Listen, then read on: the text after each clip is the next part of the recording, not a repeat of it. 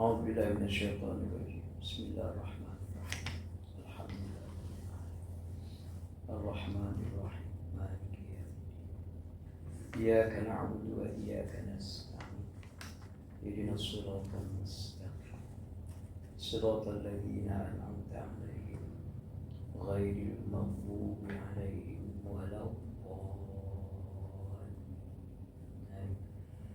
Assalamualaikum warahmatullahi ta'ala wabarakatuh. Bismillah walhamdulillah wassalatu wassalamu ala rasulillah. Subhanaka la ilma lana illa ma 'allamtana innaka antal alimul hakim. Wala hawla wala quwwata illa billahil aliyil azim. Qala Allah Ta'ala fi kitabihil karim. A'udzu billahi minasy syaithanir rajim. Bismillahirrahmanirrahim. Walau anna ahlal qura amanu wattaqaw lafatahna alaihim barakatim minas samai wal ardh walakin kadzabu fa'akhadnahum bima kanu yaksibun. Sadaqallahu azim. Jika sekiranya penduduk setempat ataupun penduduk suatu masyarakat, suatu tempat, suatu kampung, mereka membina kehidupan dengan keimanan, ketakwaan, mesti kami akan buka seluas-luasnya, sebanyak-banyaknya keberkatan, sama ada turun daripada langit ataupun keluar daripada bumi.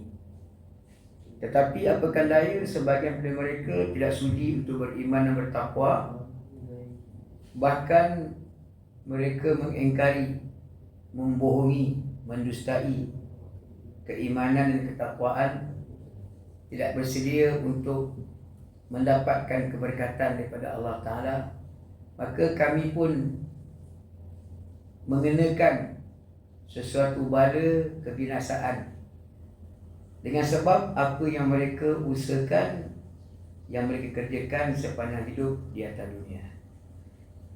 Tuan-tuan dan puan-puan, muslimin muslimat, hadirin hadirat hafizakumullah. Alhamdulillah, pertama-tamanya dan memang pun selama-lamanya tetap juga kita akan terus menyatakan rasa syukur kita, rasa terima kasih kita yang tak terhingga kepada Allah Ta'ala, Tuhan kita semua.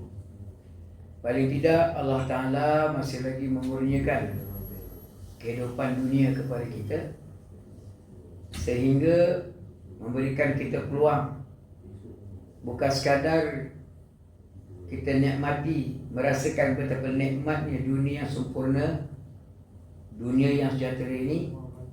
Bahkan ketika mana Allah Ta'ala memberikan kita peluang untuk meneruskan kehidupan di atas dunia, inilah peluang yang terbaik untuk kita berusaha, bekerja keras, supaya apa juga yang diminta oleh Allah Ta'ala kepada kita, kita bersedia untuk menunaikannya, apatah lagi menyempurnakannya. Alhamdulillah, pertemuan kita kuliah zuhur Isnin minggu yang keempat, kitab Imam Ghazali rahimahullah, kitab Taubat dan liku-likunya. Imam Ghazali ingin mengemukakan suatu pandangan supaya memudahkan pemahaman, sehingga suatu dosa itu diperincikan oleh Imam Ghazali ada dosa besar, dosa kecil, sehingga ada dosa yang tingkat atas dan ada dosa yang tingkat bawah, supaya memberikan kemudahan kefahaman untuk kita bertaubat dan kembali kepada Allah Ta'ala. Kita ambil contoh, kadang-kadang diukur dosa itu besar atau kecil. Contoh satu, kita kata scammer, penipu. Kan hari ini tajuk paling utama di atas dunia ni kan penipuan. Seorang suami ketika mana dia menipu isteri, ataupun isteri dia menipu suami, barangkali penipuan itu oleh kerana melibatkan satu orang. Barangkali taklah besar sangat. Tapi kalau sebuah kerajaan menipu rakyat, itu besar. Ini contoh-contoh tuan. Katanya bahasa hati lah. Saya buat contoh ni. Saya buat contoh. Jangan ulang banyak kali sangat, orang marah.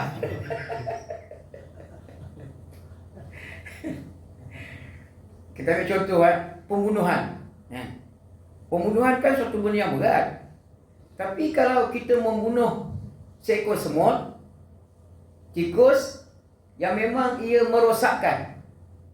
Macam kenapa orang tuan ingat lagi tak masa kita budak-budak dulu, bila malam Jumaat, nanti orang tua dia akan balik cepat. Dia kata korang budak-budak bujang-bujang duduk kat surau, lisi cicak dia. Kau nak balik nak buat apa? Lisi cicak dia kan. Jadi saya fikir kalau rupanya kenapa kita ada satu sunat yang disunahkan untuk membunuh cicak.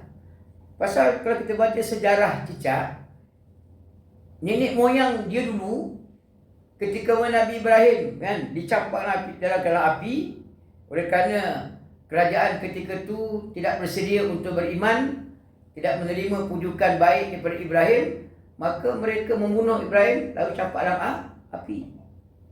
Dalam banyak-banyak binatang, cicak dia di atas binatang yang merelakan Nabi Ibrahim untuk dibakar, dan dia merelakan untuk api itu yang padam.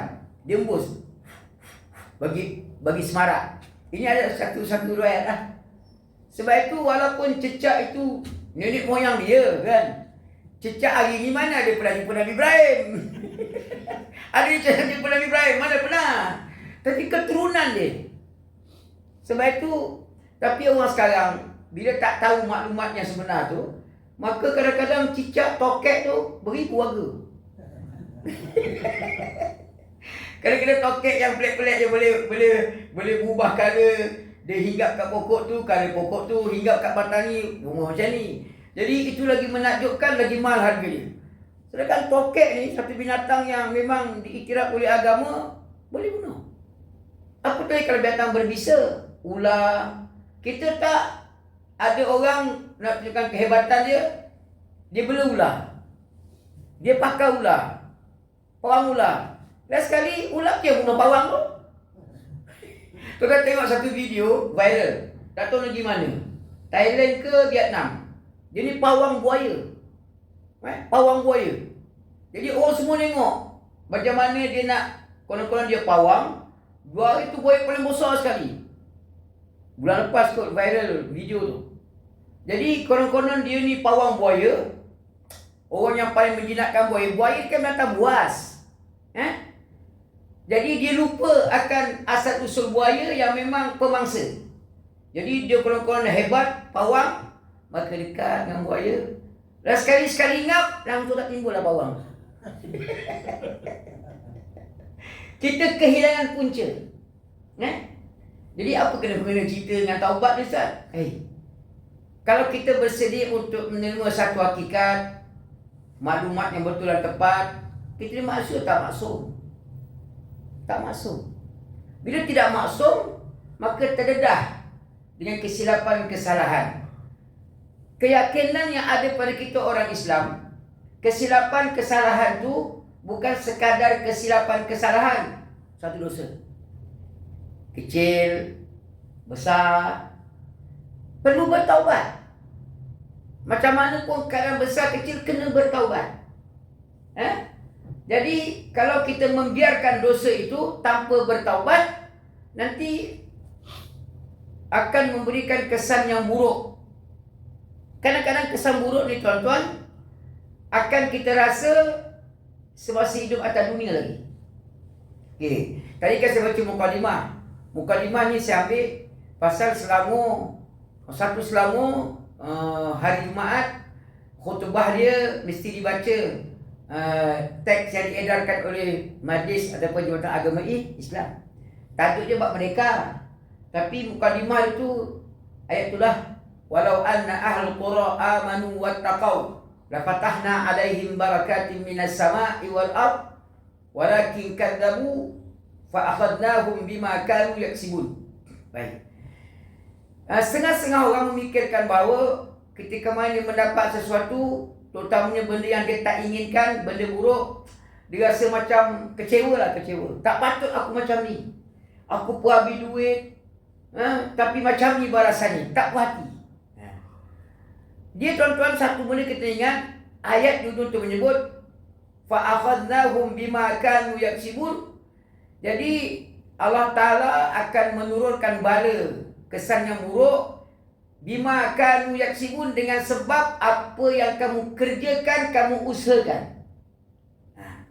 Memanglah di antara keimanan kita ada namanya takdir, ketentuan Allah Ta'ala. Tapi ketentuan Allah Ta'ala tu tidak akan lari jauh daripada apa sebab musabab yang pernah kita buat.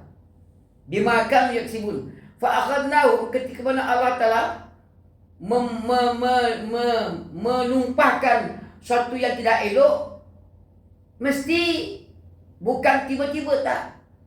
Bima kanu yaksibun, dengan sebab musabab apa yang kamu usahakan.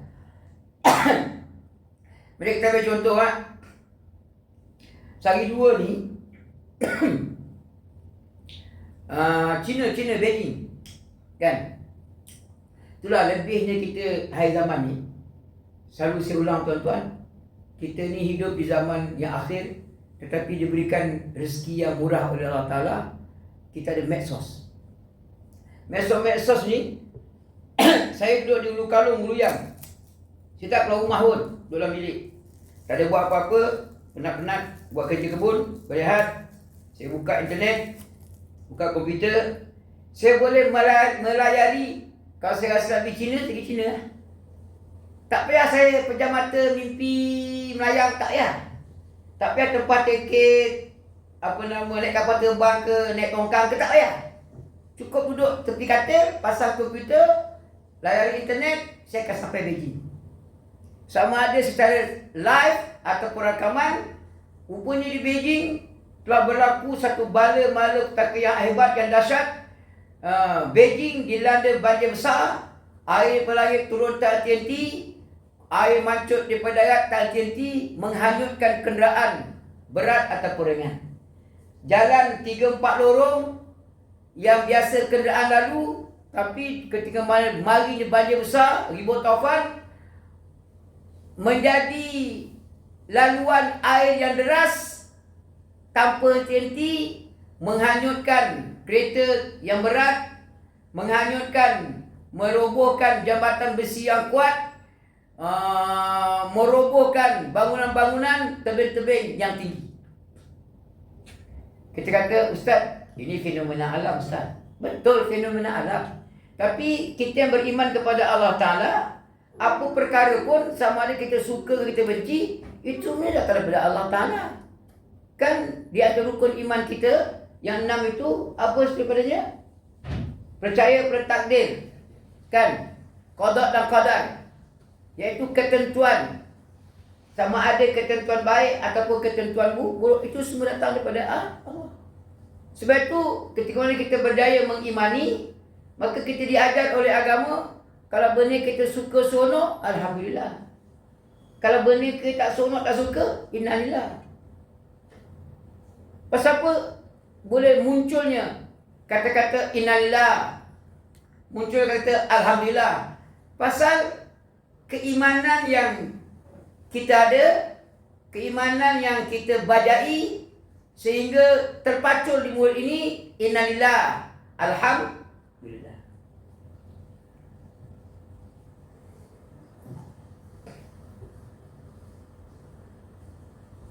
Taubat, ketika mana para alim ulama, di antaranya Imam Ghazali menyebut tentang taubat, keperluan untuk bertaubat. Kalau saya ingin membincangkan sedikit tentang ayat yang sebenarnya tadi, walau anna al-qura amanu wattaqau la fatahna alaihim barakatin minas sama' wal ard walakin kadzabu. Persoalan kehidupan ini tuan-tuan, di antara punca yang menjadi asas kepada turunnya bala, kadzabu, penipuan. Penipuan tu tuan-tuan bukan tajuk politik macam-macam, tak. dalam agama, ketika mana kita berjaya menghayati apa itu agama, maka penipuan itu satu bala yang besar. Penipuan tu kan selalu saya ulang kan. Kalau tengok dalam Quran, ada satu surah nama surah Munafikun, orang-orang yang menipu. Mana Quran?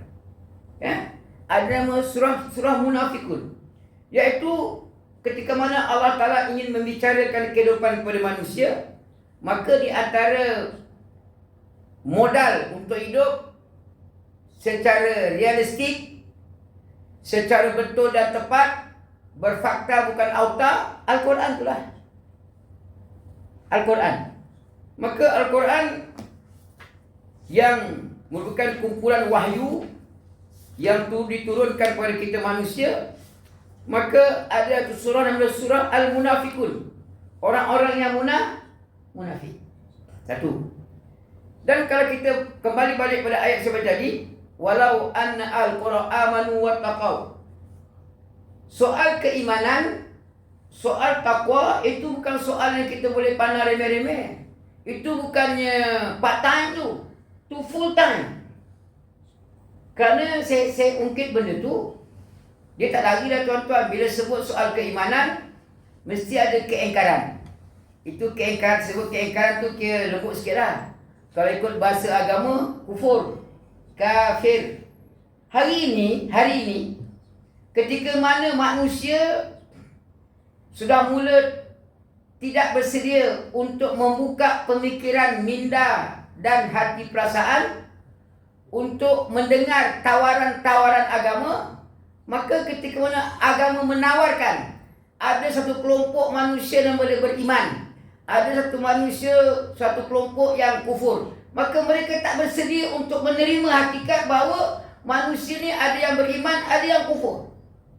Kita bukan menentukan engkau beriman, engkau kufur, tak. Tetapi kenyataan keiman kekufuran itu perlu diketahui, perlu difahami dengan betul dan tepat, supaya ketika mana kita mengenal apa itu iman, kita akan berasa sonok kalau beriman, kita berasa bermati-matian untuk jadi orang beriman pun tak apa. Ketika mana kita mengenali akan ertinya kekufuran, sangat takut, mengerikan kalau kita termasuk golongan yang kufur. Tuan-tuan, kaedah hidup ini, kalau kita baca beberapa kenyataan Imam Ghazali dan kitab-kitab yang lain, kehidupan ini Imam Ghazali menganggap macam manakah rupa bentuk kehidupan yang sebenarnya kita inginkan, yang kita impikan. Kalau kita tanya mana-mana manusia, walaupun dia komunis, walaupun dia tak beragama, liberal ataupun dia jenis etis, maka mereka inginkan kehidupan yang bahagia. Tanya propek LGBT, dia pun nak bahagia juga. Tanyalah. Tuan-tuan, saya sebut tadi kan, kita ada medsos kan.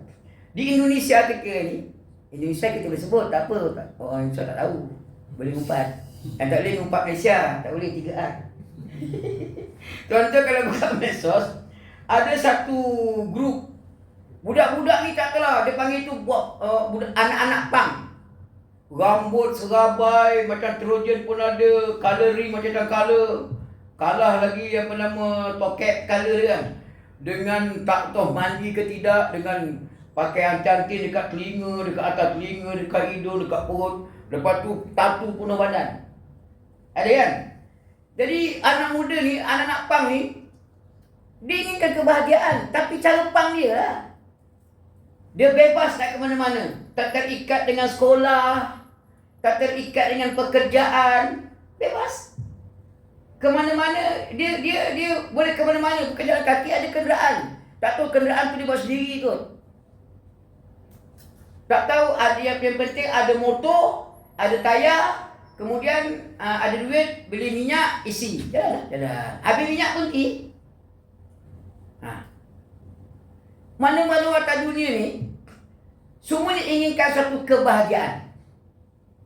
Tetapi beruntungnya kita menjadi orang Islam, ketika mana kita bersedia untuk beriman, maka keimanan yang betul tepat yang ada pada kita orang Islam, Allah Ta'ala lah yang layak, yang munasabah untuk menentukan apa itu kebahagiaan, apa itu kekecewaan.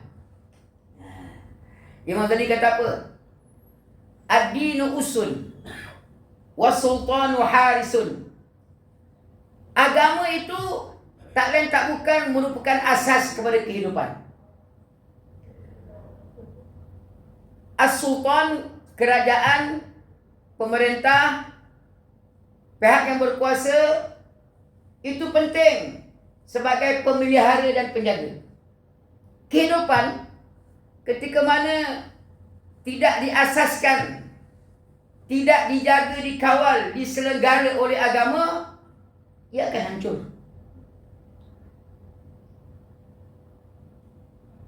Kerajaan sepatutnya menjaga, tiba-tiba dia telah menyalahgunakan kuasa, tak menjaga. Maka apa juga yang perlu pada penjagaan, kerajaan tak jaga, ia akan hilang. Baik, saya akan buktikan. Atas dunia ni, kehidupan mesti dibina. Karier, kerjaya, apa juga bidang dalam sudut kehidupan. Politik, ekonomi, perniagaan, hubungan luar, hubungan dalam, semuanya memerlukan suatu asas yang kukuh untuk memastikan apa juga binaan yang kita bina benar-benar kukuh, mantap. Tetapi tahukah kita bahawa apa juga yang kita bina sebuah keluarga masa yang kecil ataupun sebuah masyarakat negara yang besar daripada itu, kalau dia diasaskan dengan asas agama, ia akan runtuh. Ia akan runtuh. Okey. Kita ambil contoh waktu kita bina bangunan. Di mana agama berperanan, Ustaz? Orang bina bangunan, dia bukan boleh bina bangunan tu suka-suka dia nak bina. Tak, dia ada dia punya SOP dia, ada spek dia. Kalau nak bina bangunan 10 tingkat, berapa piling kita kena tanam, footing dia tu macam mana. Kita bina rumah yang tak bertingkat, tak sama dengan rumah yang bertingkat-tingkat. Agama menyarankan jangan ada penyelewengan, jangan ada salah guna. Sepatut 10 kampit simen, ketika tidak ada agama di situ, kita tak kisah ke dosa pahala, kita curi 2-3 kampit, tinggal 8 kampit. Sifir, kalau perlu 10 kampit simen, kita curi 2 kampit.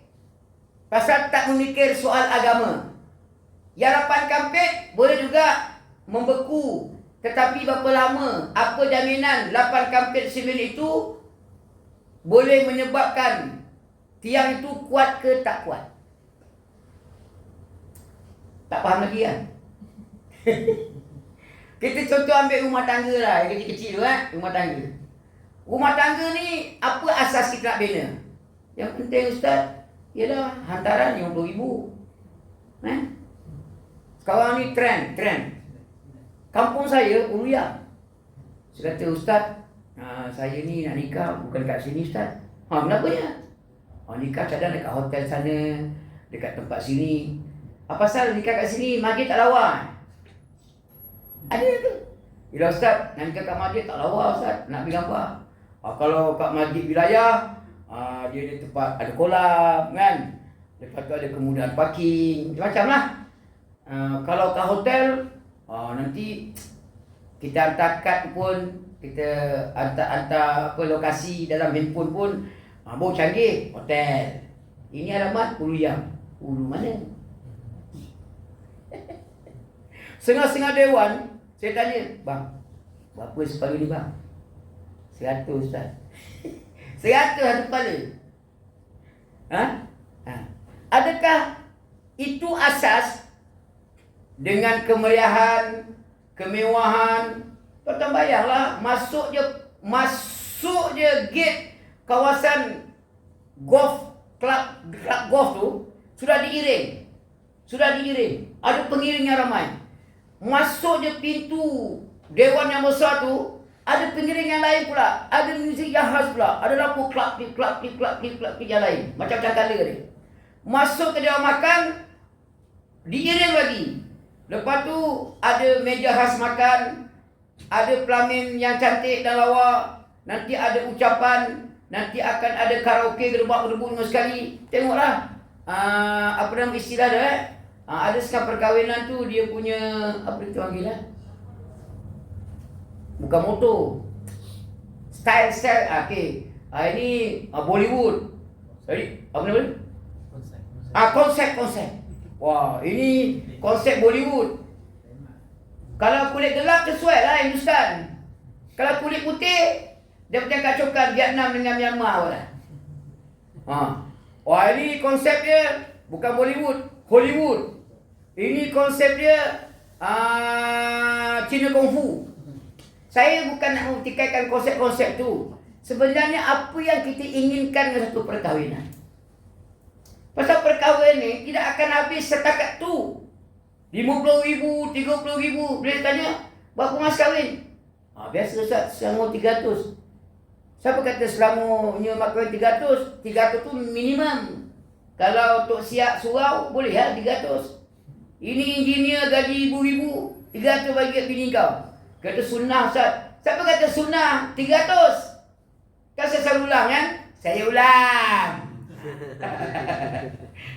Tuan-tuan, ingat lagi tak? Nabi kahwin dengan siapa? Isteri pertama? Khadijah. Khadijah tu dah 2 kali janda tau. 2 kali janda Khadijah tu. Berapa mas kahwin Nabi bagi ke Khadijah? Mas kahwin berapa? 20 ekor unta tau tak? Bukan 20 ekor, bukan 20 biji telur unta. 20 ekor unta. Bukan patung unta tau. Unta betul. Unta yang mahal. Bukan unta pencen, bukan untuk OKU. 20 ekor tau. 20 ekor unta. Tuan-tuan ingat Nabi ni orang miskin Nabi korporat tu. Nabi Khadijah tu memang ahli korporat yang ternama di Mekah. Kaya gila dia. Nabi pun semasa dia menerima pinangan Khadijah, dia memang ahli korporat. Memang kaya. Habis macam mana Ustaz dengan kita Nabi miskin? Nabi bukan miskin, tapi Nabi memilih untuk hidup susah. Pasal nak merasakan kepayahannya rakyat, dia kena payah. Kalau dia naik roket ke mana-mana, naik helikopter, macam mana nak rasa rakyat yang naik basikal, yang terpaksa mengharung jam? Seorang pemimpin kena macam tu. Kita seorang bapa, dia cerita lebih sangat orang marah. Kita seorang bapa, bapa, saya bapa. Macam mana saya nak merasakan keperitan anak saya belajar kalau saya tak pernah melalui sistem belajar yang payah dan susah? Kita bila jadi bapa, apa yang kita inginkan? Kau belajar rajin tau. 10A. Aku hantar kau tuition sini. Yang penting kau dapat skor 10A. Tapi kita sendiri SPM pun 3. Kita punya lah, kau ni belajar rajin. Kita nak anak tu. Kita SPM pun 3. Cukup makan je. Bahasa Malaysia pun cangkul. Ambil jual paper 4 kali baru lulus. Tuan-tuan, kesilapan yang paling besar yang kita rasakan. Tuan-tuan ekor tak hidup Panas ni. Dia dalam mana akan koyak lah. Panas tak boleh jangan koyak. Jangan. Tuan-tuan, saya nak kembalikan balik di mana kesilapan kita yang kita kena bertaubat. Kembali ke pangkal jalan. Rupanya kehidupan ini, asas kehidupan ini mesti dengan agama. Kita kembali balik pada asal. Walau anna ahlul qura amanu wattaqau. Keimanan dan ketakwaan itu kehendak agama tu. Ketika mana kita membina sebuah rumah tangga tidak atas asas agama. Banyak tuan-tuan, saya masih lagi nikah di kampung saya. Ada satu, banyak kes lah. Saya kata, awak itu bukan nak nikah. Ustaz, ini kali keberapa ni? Itu cerai dah Ustaz. Saya kata, baru setahun, baru 2 tahun. Macam mana Ustaz, jodoh tak panjang. Dia salahkan jodoh. Dia tak salahkan diri dia. Pasal apa tuan-tuan? Dia membina rumah tangga tu bukan di atas dasar agama. Penting tuan-tuan. Tuan-tuan keluar rumah, tuan-tuan kerja, sekali kerja dengan isteri. Tak kan? Kalau isteri tak kerja, dia duduk rumah, tuan-tuan kerja. Kalau dua-dua kerja pun, mana ada suami isteri kerja sempat? Tak ada. Semua asing-asing. Apa jaminan seorang suami ketika mana berenggang dengan isteri, dia tak skandal? Ada jaminan? Nak tanya kan? Tambah-tambah kalau isteri di rumah, umur 40, perut pun 40. Ada jaminan suami tak skandal? Melainkan kalau suami itu ada memikirkan dosa, pahala, haram, halal, agama. Hari ni orang sibuk pasal rasuah. Rasuah sana, rasuah sini kan. Memanglah rasuah tuan-tuan, RM50 rasuah. RM50? Woi, haram ni Ustaz. Mana boleh? Nanti dia akan memuntut darah daging yang haram. Nanti pahala tak dapat. Nanti doa pun tak makbul. RM50. Kalau agak RM50,000 agak haramkan lah. RM50,000. Kalau 5 juta, 5 bilion, 5 trilion, nak kata rasuah ke bukan? Saya jawab. Itu mau kena buat semajat tu. Tuan, sebab itu macam saya kan. Sayanya, kalau sebut orang lain, tu di sini ya. Saya keluar rumah. Memang saya dah berumur 58. Tapi kebiasaannya orang lelaki ni bila berumur 40 ke atas, 50 ke atas, tak tahu macam mana saham dia makin naik. Tuan-tuan ni bukan kelakar tau. Tak adalah kelakar. Betul-betul cerita ni. Real. Tuan-tuan kau nak test ya? Nak test, senang je. Tuan-tuan pergi pasar burung. Ada orang sayang ni. Pergi kawasan pasar burung yang belah sana. Kalau kita masuk belah sana tu, dah tak macam Malaysia dah rupa dia. Macam Myanmar dah rupa. Memang tuan-tuan nampak perempuan Myanmar, hitam. Lepas tu ada kunyit kat pipi. Itu mak dia. Tengok anak dara dia tengok. Ini pengalaman kawan-kawan Bukan saya tau. Dia berumur daripada saya. Atas saya, umur 60-an. Askar pencin. Dia bukan laki-laki orang Dia kata dia jaga pasar burung, dia berniaga lah. Orang asing ni tuan-tuan, bila duduk di Malaysia ni syurga dunia. Malaysia ni. Baik nama dia Myanmar, Bangla, Indon, Rusia, Afrika, Arab. Malaysia jadi tumpuan. Kalau tuan-tuan pergi ke Bukit Bintang, dah tak macam Malaysia dah. Pergi ke sana dah macam negara Arab. Pergi itu dah macam negara Afrika. Pergi sini dah macam negara Bangla. Dah tak macam Malaysia. Di pasar burung tu, yang menguasai pasar tu, Myanmar. Orang Myanmar. Kawan saya lama duduk pasar burung, dah campur aduk. Puak-puak Myanmar yang tua-tua ni, oleh kerana dah hangkut anak dara tu semua, dia nak sangat Pak Haji ni yang umur 60-an ni jadi menantu dia. Dia kata, Ustaz, tawaran ni Ustaz. Apa dia? Nak buat menantu Ustaz. Pak Haji biar betul. Dia tunjuk, tu Ustaz, memang lawa. Putih. Tapi yang tak lagat bila senyum, tengok gigi, habis hancur.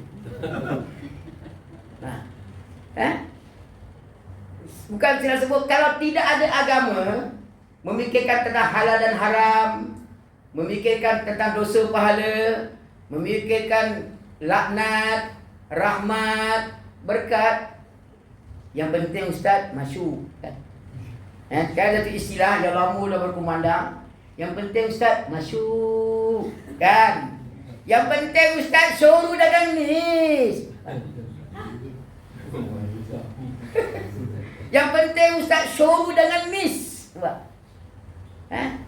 Apa Apa yang boleh menyelamatkan? Agama lah. Dosa, pahala. Tuan-tuan, apa yang boleh menyelamatkan tuan-tuan daripada ponteng? Kalau tuan-tuan nak tahu, waktu pukul 11, lampu gelap, sedap tidur lagi. Pasang aircon, pasang kipas. Belah sana perempuan dia lelaki, kata perempuan rehat. Kalau kita skandal pun boleh tirai, siapa tahu? Bukan ada kamera, tak ada kan? Ada kamera. Tapi bila kita ada suatu asas kehidupan beragama, huduh-huduh kita buruk-buruk perangai pun mikir juga ni kiri kanan ni yang akan mencatat helaian demi helaian. Tuan-tuan atas dunia, apa pun kertas pendakwaan kita boleh tarik. Kita ada kuasa. Suka hati kami ya, kami kerajaan. Contoh. Ini contoh je bang. Contoh. Tuan-tuan, malaikat walaupun dia mencatat helaian, sepanjang puluh tahun kita hidup, dia akan membentuk helaian demi helaian demi helaian, membentuk satu buku. Agama yang kita faham, ketika mana kita berdaya mengimani akan kehidupan, buku itu akan dibawa besok depan Allah Ta'ala. Akan dibawa depan Allah Ta'ala. Aku tak kisah kau ustaz ke, kau imam ke, kau serban sebakul ke, kau mufti ke apa ke, tetap ada catatan yang berbentuk buku yang akan dipampangkan depan Allah Ta'ala di akhirat. Siapa yang sebut agama? Sebab itu setengah orang kadang-kadang dia tak nak menyebut pasal agama. Pasal itu lah. Setengah orang dia menganggap seolah-olah agama ni, Ustaz, kalau boleh kita ni agama ni Ustaz di surau Ustaz. Luar surau lain. Kita ni kalau boleh agama ni Ustaz, kalau boleh Ustaz pun kalau kuliah agama pun sebut agama ni Ustaz. Janganlah sebut politik lah, itulah, inilah. Kan kita macam tu kan. Kalau boleh agama ni Ustaz, Ustaz slow down, suara pelan-pelan. Jangan dikit-dikit Ustaz, berhikmah. Jangan kasar-kasar Ustaz. Nanti dia kasar-kasar, nanti telinga pun sakit sampai ke hati, nanti orang tak nak Ustaz. Kita kadang-kadang tersalah gambaran. Tuan-tuan bayang ketika mana kita tersalah maklumat tentang agama, apa ketika mana kita menyatakan agama yang sebenarnya. Bagaimana sambutan kita? Sebagian orang menyambut agama ni, ini pun orang agama ni Ustaz. Ya? Ini pun orang agama ni. Lah, kita ni hidup atas dunia. Kalau tak tonggang agama, tonggang siapa? Dah sebut. Kadang-kadang mereka sebut oleh kerana agama ni kehidupan. Tuan-tuan tahu tak? Ni kita ni di Malaysia nama dia sekarang. Dulu nama dia Tanah Melayu. Dulu nama dia Nusantara. Kalau tak kerana perjuangan orang yang beriman, orang Islam, mana mungkin kita ketika ini sudah pun beriman, sudah pun Islam, kalau tidak ada perjuangan. Kerana setengah-setengah orang dia menganggap seolah macam agama ni tak payah berjuang lah, duduk diam. Ustaz, agama ni Ustaz, kita ni duduk diam. Yang cakap banyak Ustaz. Banyak cakap, banyak salah. Banyak salah, banyak dosa. Banyak dosa masuk neraka. Dia kalau boleh diam. Jangan cakap banyak. Cakap banyak ni tak elok. Sedangkan agama ni tuan kehidupan, memang kita cakap banyak. Kalau kita tak cakap banyak, saya kalau tak cakap banyak, macam mana nak dialirkan, macam mana nak ditawarkan, macam mana nak dikembangbiakkan idea-idea agama. Macam tadi kan, kita nakkan kebahagiaan. Tahukah kita bahawa kebahagiaan milik Allah Ta'ala? Bila milik Allah Ta'ala, Allah nak kita tu dia mesti ada agama. Iman, takwa. Iman, takwa. Tuan-tuan bayanglah bagaimana Allah menjanjikan akan dibukakan seluah-luahnya banyak keberkatan. Hari ini tuan-tuan, kalimah berkat itu bukan part time tu, berkat tu, full time berkat. Hari ini oleh kerana kesilapan kita memahami agama, apa berkat? Kedai mamak Ustaz, barakat. Kan? Mana minum hari ni bang? Kita pergi restoran takwa, gombak. Takwa. ketakwaan, keberkatan, kerahmatan hanya tinggal pada nama saja. Di kedai-kedai mamak,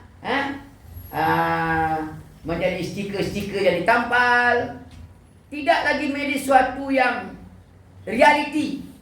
Sedangkan keberkatan itu bukan sekadar realiti, bahkan keberkatan itu satu keperluan. Kita memerlukan keberkatan.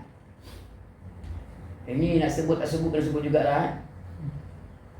Allah Ta'ala ni tuan-tuan, ketika mana menjadi kita manusia, lalu dia letakkan kata dunia.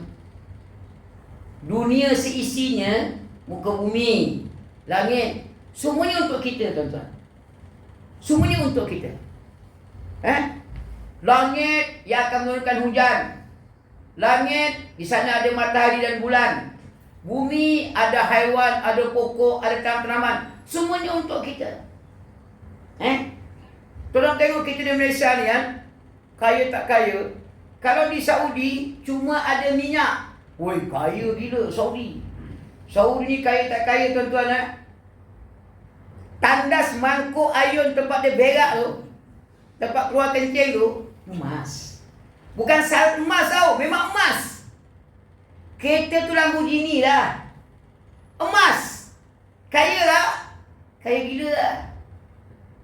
Kita ni minyak petrol, minyak diesel, minyak urut, minyak cakapak, minyak kelapa, minyak senonong, minyak dagu. Banyak minyak. Banyak. Tapi oleh kerana tidak ada agama yang menguruskan, tidak ada sebuah kerajaan yang bersedia untuk menguruskan, menyalahgunakan kuasa, maka kekayaan yang patut dirasai oleh semua orang hilang. Banyak sumber kekayaan cuma dirasai oleh orang tertentu, konglomerat, teknokrat, tycoon, taipan. Rakyat biasa, saya baru ni adik saya jantung tersumbat. Dia kata dia cerita dalam grup pasal adik-adik, tanya hospital sana 40,000, sini 20,000. Saya kata tak apalah, kau duit banyak, kita kerajaan.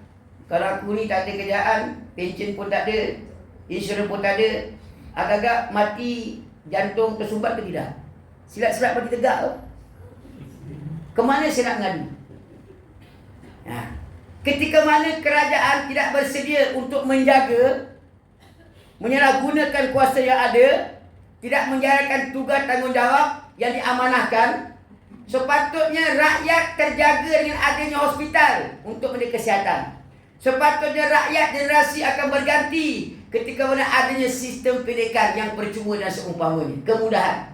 Tapi ketika mana tidak dijaga, maka orang kebanyakan, orang kampung, orang tak ada insurans, tak ada tak berpencen, gagal untuk mendapatkan pembiayaan kesihatan. Gagal. Pasal kerajaan tidak mahu menunaikan amanah untuk menjadikan hospital tu benar-benar berfungsi untuk menjaga kesihatan rakyat. Tuan-tuan, kalau tuan-tuan orang Selangor, hospital Selayang, jangan kata pesakit nak masuk, kereta nak parking pun tak ada parking. Nak sebut. Bukan nak marah, tinggi sikit suara. Dengar-dengar kata Selangor tak ada hospital lah. Sihat, Alhamdulillah. Parking bayar, Ustaz. Saya kata, habis saya ada kat OKU pun bayar. Tak tahu lah Ustaz. Ustaz cubalah. Kita dalam pendidikan nak cuba masuk hospital, ada parking ke tidak? Ada tak parking untuk OKU? Saya ada kat OKU. Orang kurang upaya. Tuan-tuan, sedarilah hakikat sebenar kehidupan. Kehidupan ni Allah Ta'ala yang buat. Kehidupan ni Allah Ta'ala yang punya. Jangan kita tersalah pilih sehingga kita mengenepikan nasihat, tunjuk ajar, peringatan. Allah Ta'ala kata keimanan, Allah Ta'ala kata ketakwaan itu merupakan sumber kehidupan yang nanti diberikan keberkatan oleh Allah Ta'ala yang banyak. Sebab itu jangan kita ulangi kesilapan. Kita menafikan hak Allah Ta'ala tu. Kita menafikan perlunya keberkatan dalam hidup. Kita menafikan perlunya keimanan dan ketakwaan. Maka yang lepas tu lepaslah. Tak apalah. Orang kampung kata, be gone, bygone. Ya. Yang mendatang ni kita kena move, kan? Jadi yang silap yang lepas tu kita akuilah. Kita tinggalkanlah. Kita ubahlah supaya yang buruk itu tidak akan kita ulangi lagi.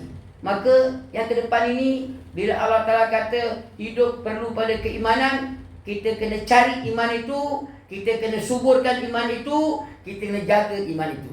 Oleh kerana perlu pada satu ketakwaan, maka kita kena kenal ketakwaan tersebut sehingga kita memahami akan apa erti ketakwaan yang sebenarnya. Wallahu alam, sekadar itulah. Jadi mudah-mudahan Allah telah memberikan kita kesempatan, maka mana-mana yang baik kita ambillah. Mana yang tak baik kita buang-buangkanlah.